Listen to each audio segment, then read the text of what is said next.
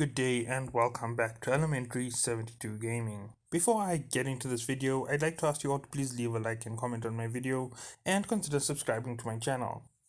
So I have completed my basic study on the 7 battleships. Now from the 7 battleships, 2 cannot be made or crafted, so I'm going to leave them out of this list for now. Now, for some of these ships, the builds are not going to be something that you're going to be happy with. Now, there are 3 reasons for it. Number one, my remastered is working closer to the ability of playing PvE. It's working not so much for the PvP aspect because PvP in itself can have an entirely different setup. So let's go looking at the battleships in a pure PvE sense. Now, the first one I'm going to go through is the battleship. Sorry, is the Rattlesnake, not the battleship. So, the Rattlesnake. Now, considering that it is not relegated to any tech level, any player can use a battleship. And when I say any player, I mean a level 1 noob who just joined the game and a level 9 player or a level 8 player. Doesn't make a difference. It is open to everybody in the game.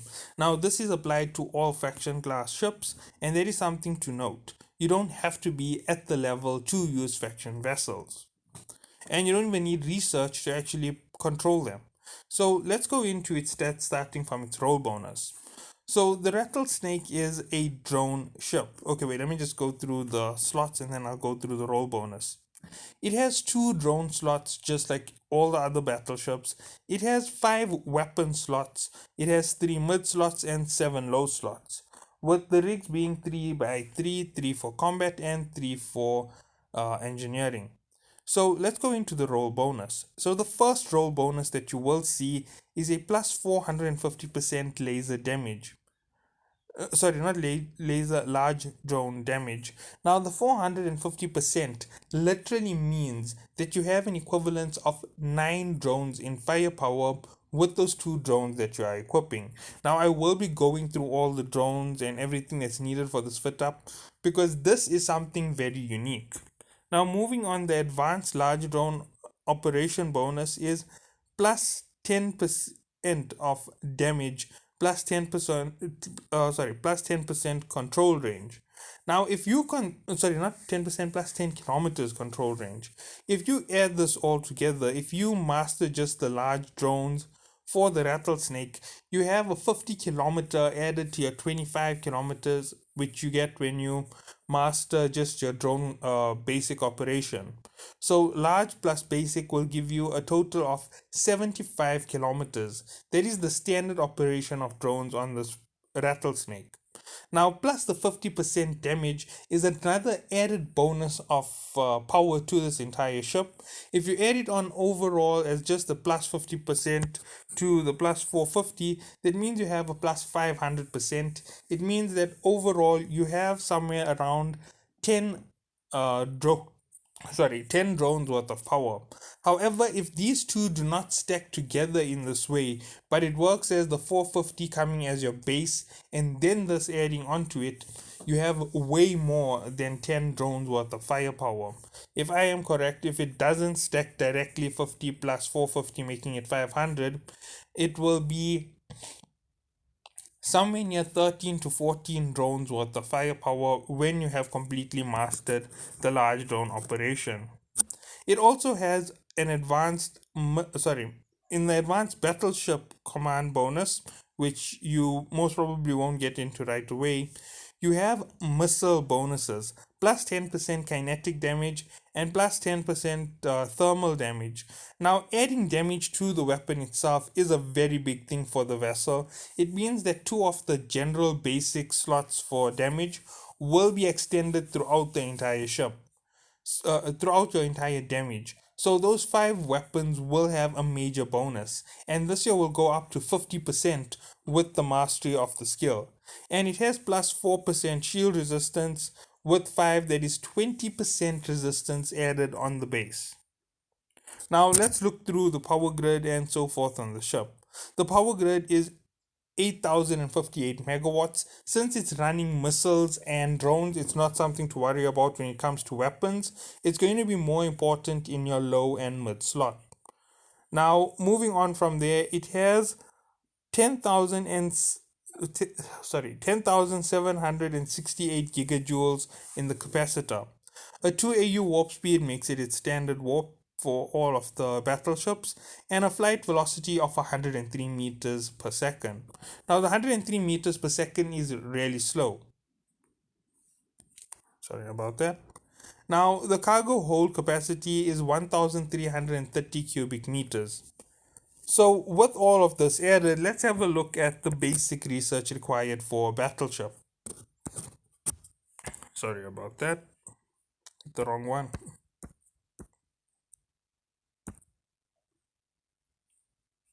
So, here you go: battleship command, battleship engineering. Target management also does relate to this, and as you can see, I haven't mastered my target management as yet. So, let's go back up, let's open the basic info, and let's go down to the fittings. I'm actually going to go through the image of it. So as you can see, it is more focused on shields. That makes it more of a shield usage device. So whatever you do in your build, remember you're going to use this as your base. Now in terms of its power regeneration, this isn't really high for its class of ship. Battleships need a little bit more heavy power regen because they're running large systems. And when you see the large systems, you're going to realize why the 27.53 doesn't really boost you up as much as it seems as it does. Sorry. So let's have a look at the battleship. It looks a lot like a scorpion. Stinger in the back and two claws or pincers in the front. Standard, and this is exactly what it looks like. Now let's get into building up this ship. Now considering that you have such a large range with your uh, drones, if you have missiles with a large enough range, you actually can pair them up very well together and get a massive boost from them when it comes to actual combat. So let's close up all of these. Okay, so here's our first launch. Now these are rapid missile launches. Let's look at the range. As you can see, missile range of about 28 kilometers. It's not really the best, but you could keep it on in case anything gets close to you. However, here is one of the other systems, the large the large missile launchers. As you can see, it has a 65.8 kilometer start. Now, although it doesn't give you that full 75 kilometers off the start, with your research being added, and if you decide to augment your ship with a little bit of power, you can match up the other ships in terms of overall ability to combat. Now, with all of this being said, you need to think about a few things when fitting on these weapons. Look at their power grid requirement. Remember, there's 5 of them on the ship, so that is really going to be a massive impact. So around 3,000 megawatts is going to be dedicated just to the missile launchers if you fit them on. Some of the other missile launchers may have a heavier impact. But this is my general idea on the ship to go long range. So long range is going to be where I'm going to set it up. The rapid missile launches, if you are going to use it, you're going to use it for the closer combat to get rid of enemies that get close. This ship is going to be an absolute DPS king. It's going to be able to do damage better than any other battleship that you're going to get in T8 at the moment. Actually, it's going to be better than all the battleships when it comes to DPS due to the fact that it is way more powerful than they are standardly. If you're running with the aspect of 10 drones worth of firepower, that's going to leave you more or less on a drone damage closer to the Myrmidon and the lower level ships against all classes of ships. The fact that it can use missiles means you can use that overall general damage effect no matter how fast the enemies are. Provided they get within your target range, you're really going to do damage. So there is something else to look at when it comes to using this vessel. Considering its pairing up of weapons and the fact that missiles have the least amount of restrictions along with drones, that's going to make it one of the biggest DPS dealers in the game. So yes, it is something to look at and it is something to keep an eye on. Now I'm not going to go to the mid slot first, just like I've done for a lot of these ships. I'm actually going to go straight down to the low slot. Now let's go and look at exactly what we're going to put on. Now this is large shield boosters, and remember from what I said, we have 5,000 left. Now the reason why I'm going with the actual figure on these power grids is some players like myself will have no research into T8 when we get our first battleships. So let's go looking at the large shields. They cost 500 megawatts on the power grid straight off to start using them, and you are going to want to double this for your battleship. Now, yes, that is a massive investment, and the amount of power that they use is quite heavy. They can use almost 1,000 gigajoules every time they activate, and that's every 8 seconds. So, considering that's 1,000 gigajoules every 8 seconds with about 2,000 shield recovery, considering that these shields are over 1,000, using these massive systems is really going to help, but boosting them up like this is going to help you overall in recovering your shield as fast as possible. And it is very important to make sure that you have done this. Now let's move on to the next aspect of this ship, and that is going to be a shield extender. Now, shield extenders are part of my norm for recovery of shields. They give you a reprieve from the combat, and that is one of the reasons why I like them so much.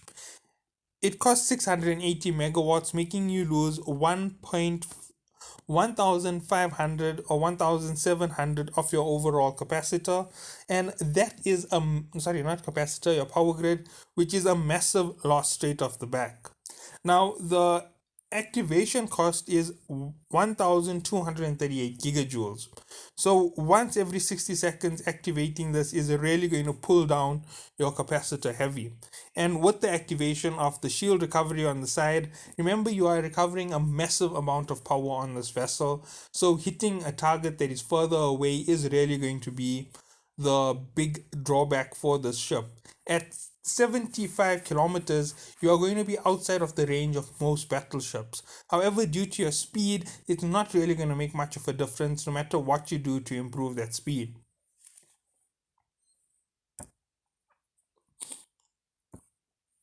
Now, here comes one of the cheapest fittings to this entire ship, and that is going to be a shield hardener. Now, here is something which is going to be a bit weird. You are going to pair up one adaptive and one reactive. Now, why would you pair up an adaptive and reactive? Well, that's because they react slightly differently when it comes to combat. Now, you could pair up a double adaptive, and this is depending on what you're facing. So, if you're going up against laser type vessels, you're going to pair it up as adaptive and reactive.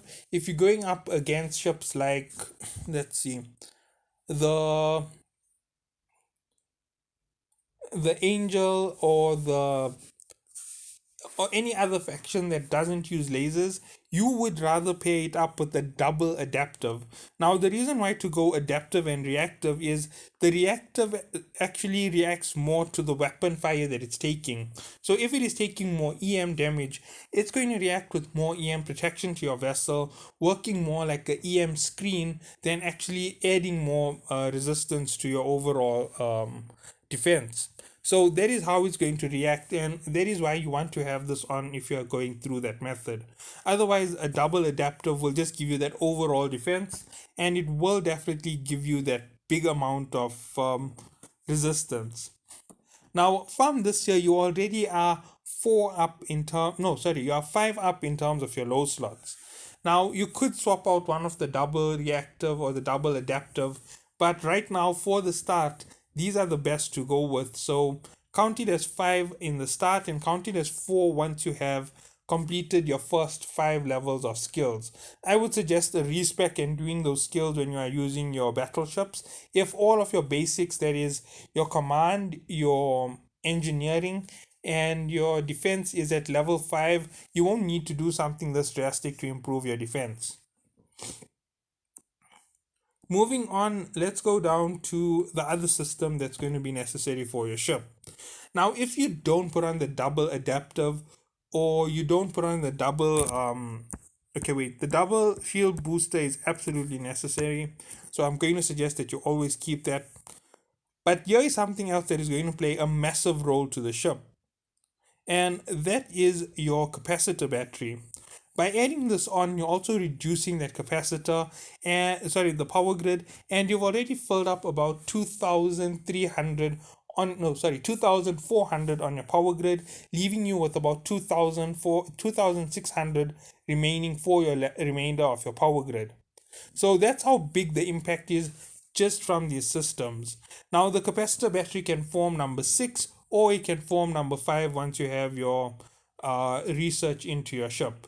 Remember, swapping out fittings isn't something that you should be so worried about. So, swapping out an adapter for a battery in the end isn't going to kill you in terms of how bad it's going to impact your ship. Now, the last aspect of the ship. Remember, your ship is absolutely slow. It is the slowest of all the ships. Trying to improve its speed is only going to help you with a small amount of chase. You're never going to be able to chase bigger and faster vessels. It's always going to be a problem. So, I wouldn't suggest trying to use a micro warp drive. Even at 5 times that speed, it's only 500 meters per second. If you're using the auxiliary thruster control to add speed to it, you're still not getting that much of speed. You're still going to be really far down on the list. You're only going to reach something like 600 meters per second, and that's with a micro warp drive that's really going to eat away at your power grid. So I would suggest staying off the ability to pump up the speed. So where will you put your last two slots? And your last two slots are going to go straight into weapon upgrades. Now, considering that you have two weapon systems on this, you have two options, but it is going to be obvious to anybody who uses drones that your drones should take the priority when you have this much of an advantage with them. So you're not going to go after the ballistic controls. Okay, I've actually forgot my drone control systems. No, that there isn't where we want to be. That isn't part of what we want. That isn't what we want. Navigation.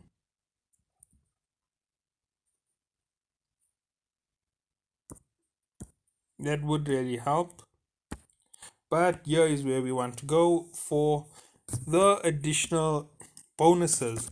Look at these additional range bonuses, a 30% range bonus. Now, with a 30% range bonus on its 75 kilometers, this is actually going to pull you up closer to that 80 or 90 kilometer range on combat. If you have gotten into your large drone research and you get far enough into it, you might even be able to do 105 to 110 kilometer radius on combat. Now that's just the ability of your drone. Now one of those optional slots should go to the other drone control unit, which is the more expensive one, the damage amplifier. Now, with the damage amplified to 5% and the activation time being reduced, remember that massive damage that you're doing with your drones? This is going to make it a superior weapon system overall. Now, the cost to your power grid I didn't really bother with because these could be put onto any vessel as it stands, and they don't change for the different types of ships. So I'm not even bothered with taking anything out of the power grid. So remember, you still have a 2,500 megawatt open space in that power grid if you went with the heaviest possible configuration of a double shield booster, one shield extender, and everything else that is needed as I had explained.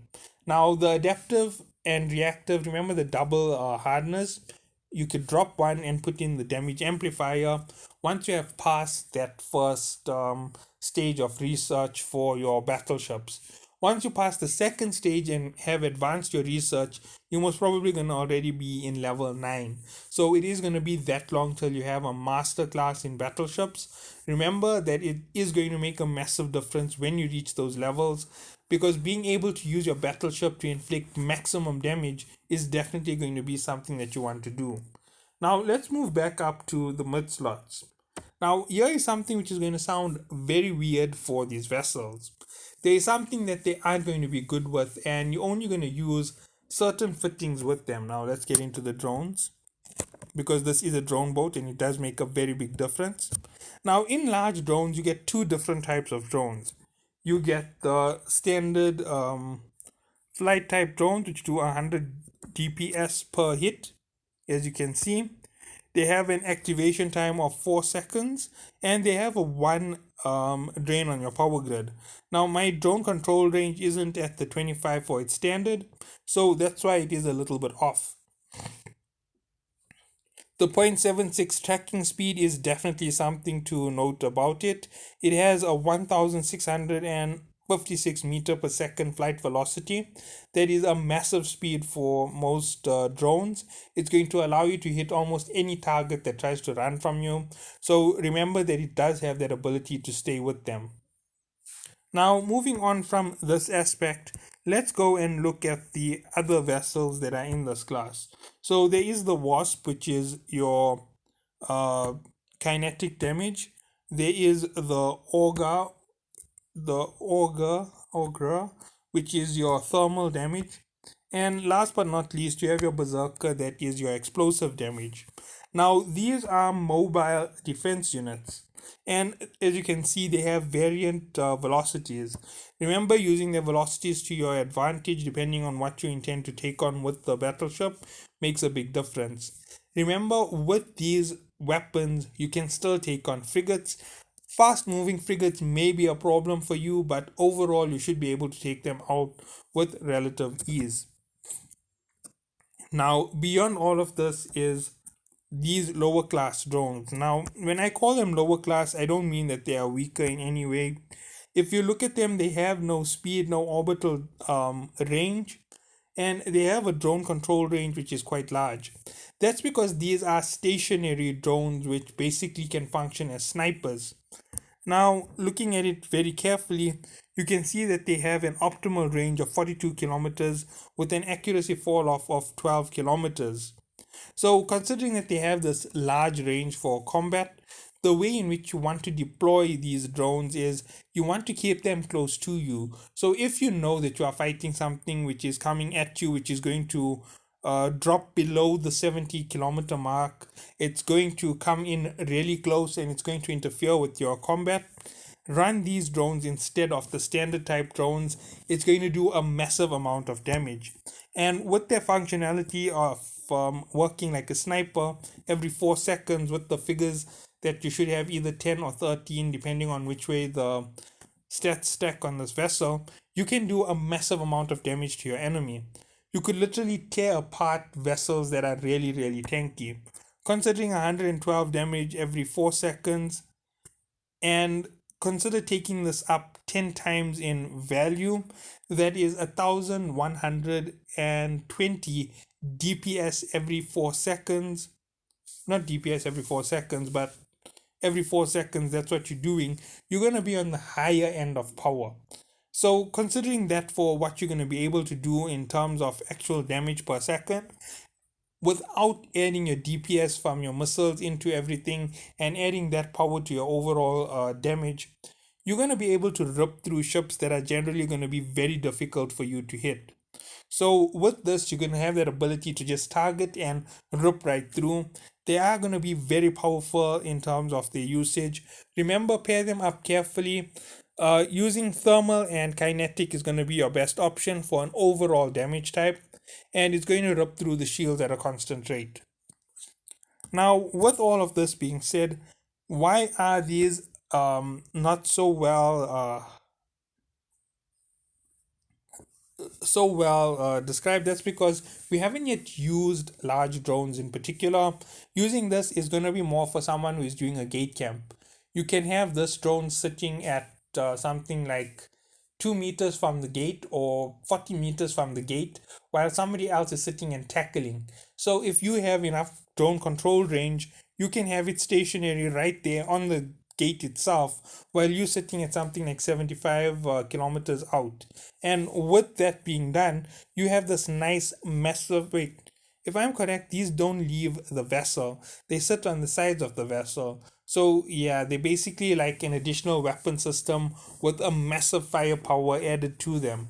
when you calculate it out with the bonuses for this vessel, they're going to be really big powerhouses, adding about 270 DPS, 280 DPS per drone. And if it isn't 280, it's going to be far more. It'll be around 300 to 350. Overall, the DPS for the ship should be looking at somewhere near 1200 to 1400 DPS per second. Now, that's an overall DPS. It doesn't mean it's the starting DPS. I'm just going to open the missile launchers again.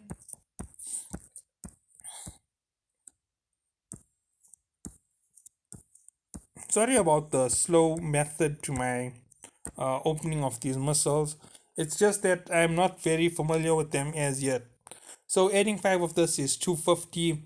There's still all of the bonuses from the ship to add to it. So yeah, that's why I'm saying you're gonna get that massive bonus. So with that there, it's 700 plus 250. That should take you to 950 off the start.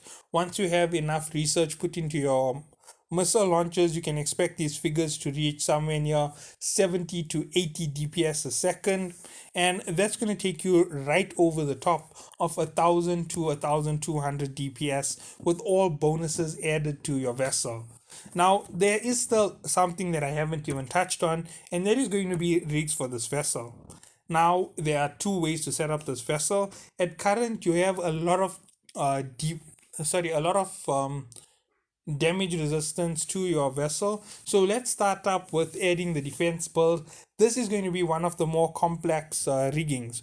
So the first build that you can put onto it is your standard defense. So that means you're going to add onto it sorry about this, you're going to add onto this vessel your command, your additional repair bonus. So the rig 3 for improving your defense bonus will be one of the best to put on. The economizer has to be put on with those to reduce the impact from shield based operation.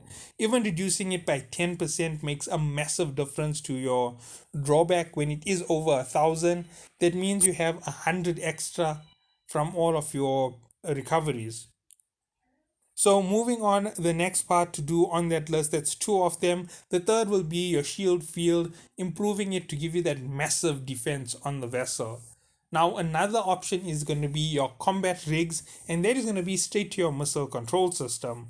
Basically, you can improve your overall DPS from your missiles with the missile damage, faster activation time, and increasing the flight velocity of your missiles to give them an extended range.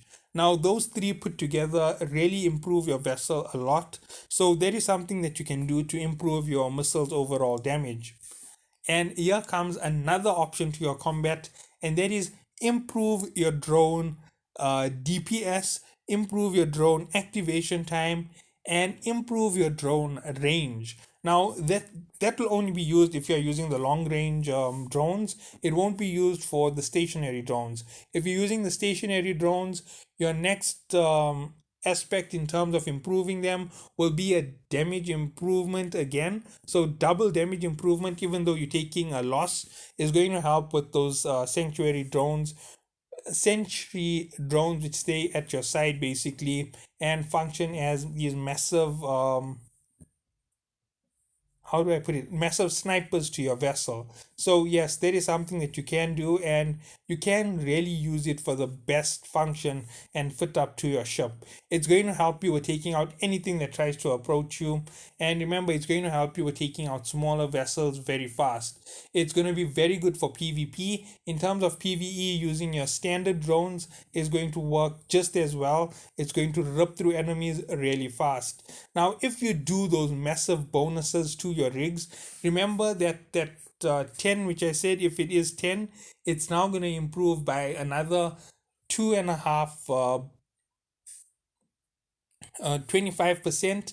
That's going to add another 5 drones worth of firepower to your overall firepower from this vessel. If it is at 13, it's going to add something like 6 or 7 drones to your sorry, it's going to add a 6 drone extra to that entire combat, leaving you somewhere near 18 or 19 rounds worth of firepower. That's really going to rip through the enemy, and it is something to consider if you are going with this vessel. So those are all of the benefits from just that side.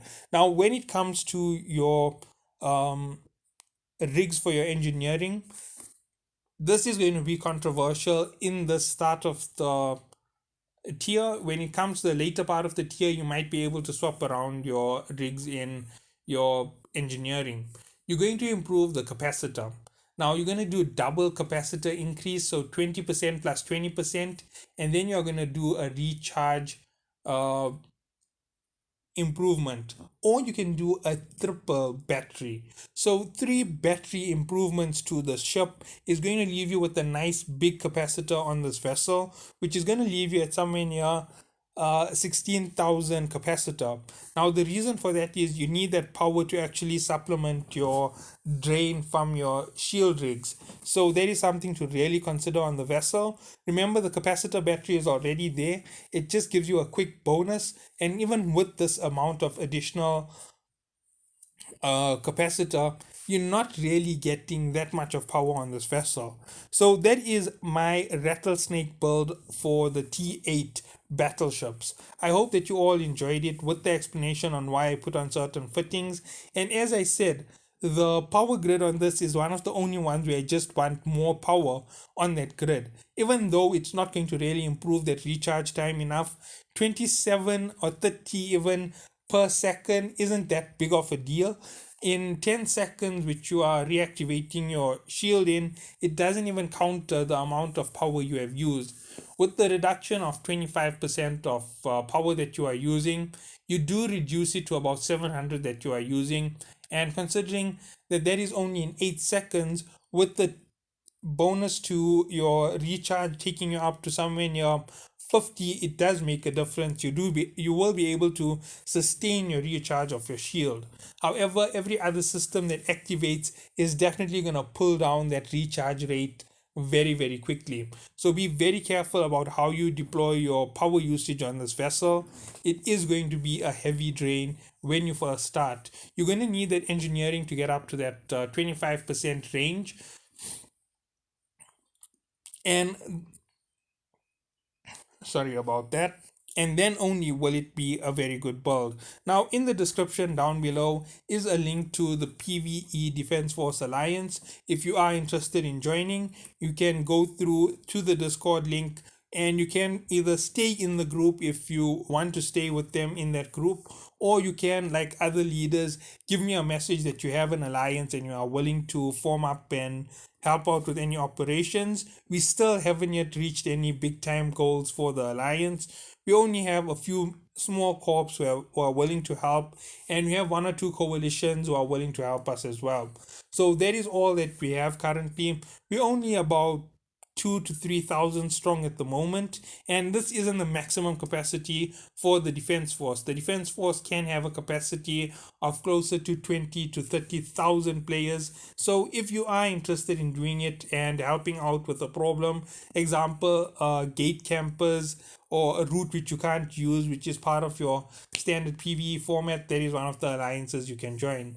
Below that is also a link to my Patreon and Teespring store. If you do feel interested in trying to support the channel, supporting me, go down, look at the links.